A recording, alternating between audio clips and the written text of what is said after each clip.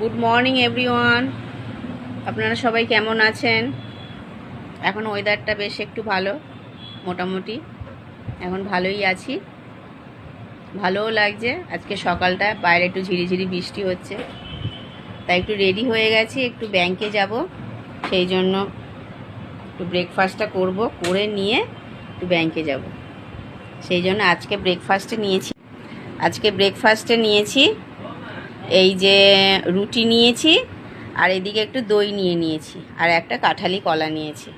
কেন আম ভালোও লাগছে না খেতে, এখন এত আম খাওয়া হচ্ছে, আর ওদিকে তরকারিও আর ভালো লাগছে না, তাই আর কি একটু দই, রুটি আর একটা কলা নিয়েছি। এইটাই হচ্ছে আজকের ব্রেকফাস্ট।